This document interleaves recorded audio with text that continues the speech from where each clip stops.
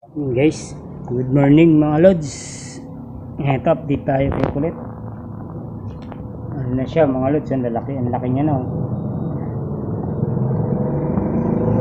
Swerte tayo dito kasi kala ko dati talisa ito, ngayon pala naging kanaway na siya. Yan daw.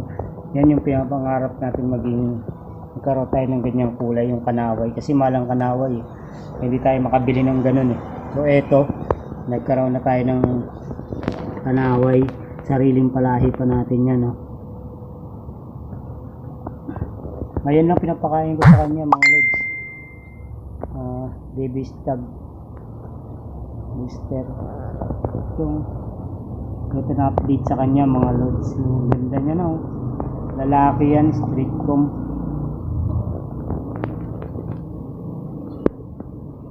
Palaki ka kulit.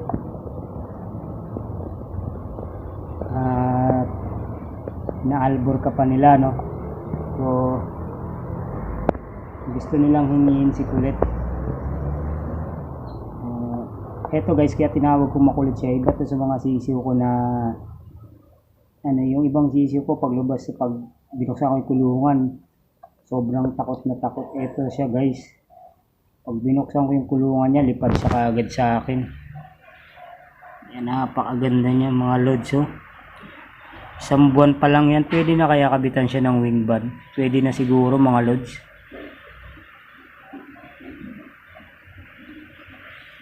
So kanaway na siya, oh.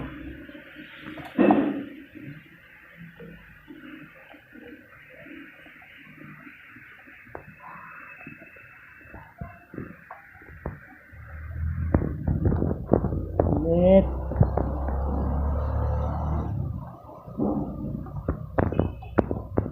Pinakita ko na sa inyo si kulit, no? So yun yung update sa kanya. Alam niyo pag nagpakain ako, isang beses lang kasi dinadamihan ko naman na yung pagkain niya kasi siya lang naman mag-isa.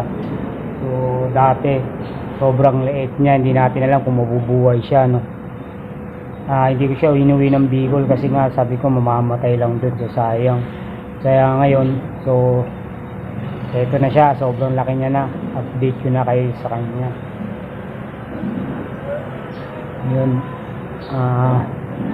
pangarap natin magkaroon ng panaway. So ito na yung pagkakataon natin na magkaroon ng ganitong manok na panaway mga lods.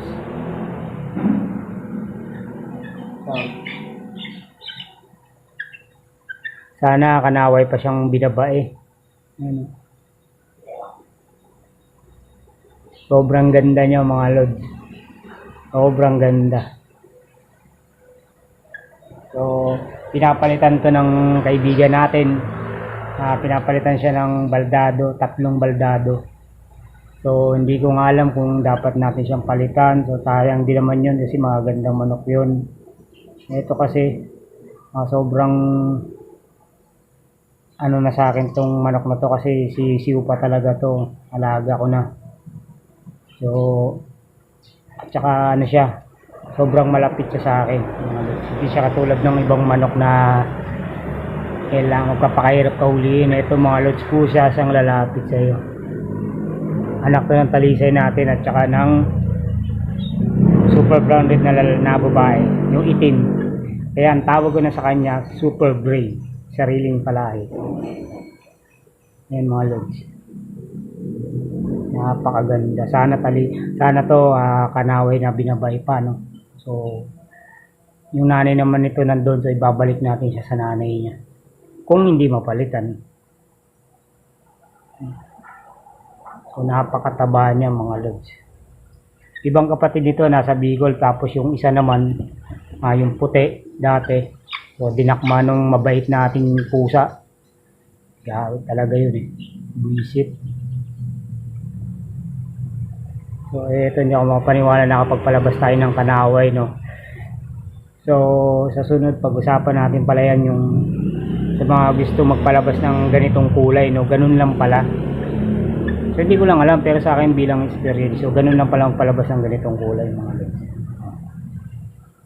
Siyang sulya po ulit. Yun. So hanggang dito na lang muna tayo mga lods. Update ko lang muna kayo kay Kulit. Si Kulit nga pala yan.